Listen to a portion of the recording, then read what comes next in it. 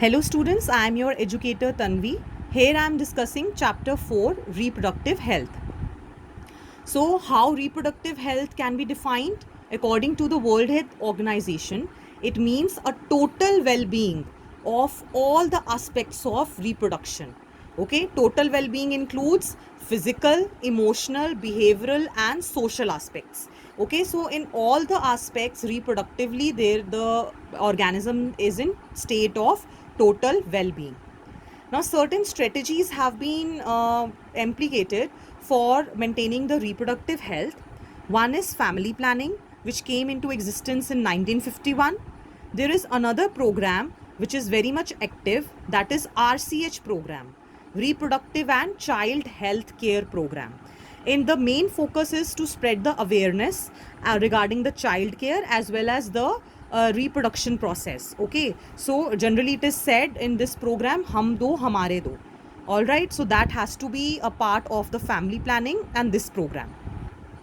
So audio visual print media, talking about these topics with friends, parents, teachers and spreading the awareness is very much important.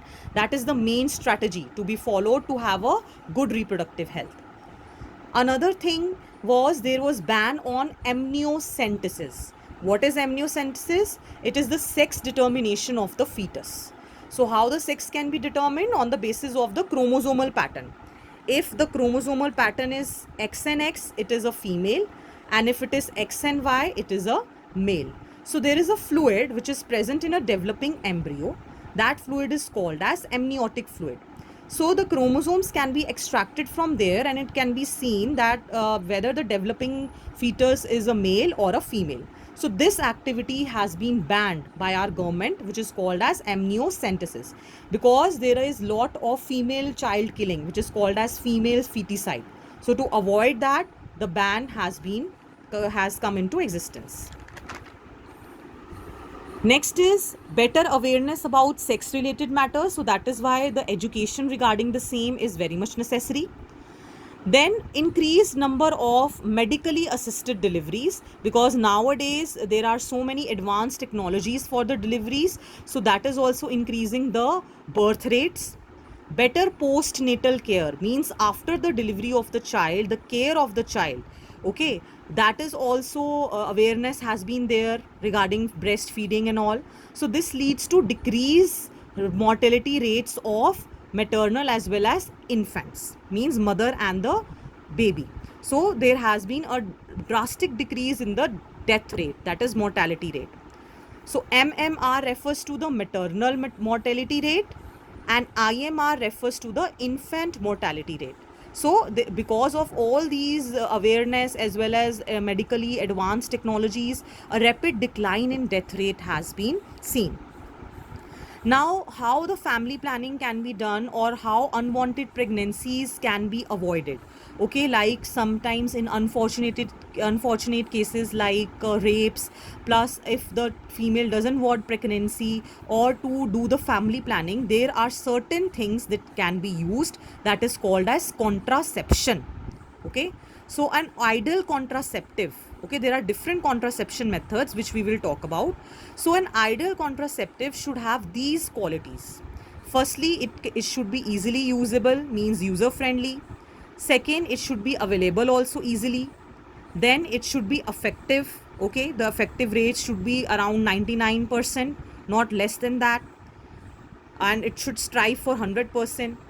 And reversible means that if the contraception is not taken, then the female can go for pregnancy. It should not be like this, that if contraceptive method is adopted, then 100% times the female cannot go for pregnancy. Okay, so the effect should be reversible. It should not make them infertile. Okay, so effect should be reversible.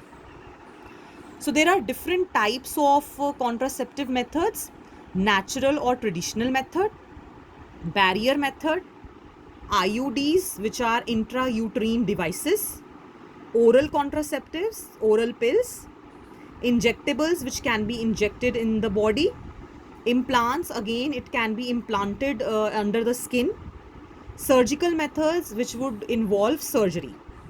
Okay, so we will talk about all these methods in details. Now, firstly is natural methods. So what is the principle of natural method? To avoid the chances of ovum and sperms meeting together, so that fusion should not happen. If fertilization will not happen, then obviously it will not lead to pregnancy. So the chances of their meeting has to be avoided. That is the principle of natural method. So how this can be done? First is periodic abstinence. Periodic means a time period. Abstinence means absence or to avoid. Okay. So what is avoided? Abstain from coitus or intercourse from day 10 to 17 of menstrual cycle, because this is the time when ovulation is expected in a female's menstrual cycle. So at this time period there should not be intercourse. So if in this time period it is avoided, then egg is not formed in the female body, so then chances of ovum and sperm meeting is very less. Next is withdrawal or coitus interruptus. So withdrawal or coitus interruptus here means that interrupting the process of copulation or coitus. Means the male partner, he withdraws his penis from the vagina at what time? When the ejaculation just is about to happen, so that that fluid doesn't enter the female's body. So insemination is avoided over here. So fluid containing the sperms will not enter the female's body. So there is no chance of meeting of egg and sperm together. Next is lactational amenorrhea. Lactational means the time period where lactation is happening, means the mother is producing the milk for the child care, and amenorrhea means absence of menstrual cycle. So during that time period when milk is produced in female's body to nourish the young one, there is absence of menstruation. So absence of menstruation means there is no egg formation, also no ovulation. So again, if during this time, this is a time period of 6 months. So if during this time the copulation happens, then there is less chance that the egg and sperm will meet. So these natural methods can be adopted. Another method is barrier method. What is the principle? That ovum and sperms are prevented from physically meeting with the help of barrier. So here the physical barrier is used, and they can be of different types. Generally condoms, which generally males use, the common one is Nirod. It is made up of latex sheath. Then in case of females, they can use diaphragms, cervical caps and vaults. These are reusable. This can be used again. This is to prevent the entry of sperms through the vagina to the cervix and uterus. And one more important thing is, while these barrier methods are used, then certain creams and foams have to be used, like spermicidal creams. Spermicidal means sperm and cidal, means it is going to kill. Cidal means to kill, and to kill what? To kill the sperms. So certain creams are there which naturally if you apply, they will kill the sperm. So these are used where the barrier method is used, so with the jellies and creams which will kill the sperm, so that the effectiveness of these methods is increased.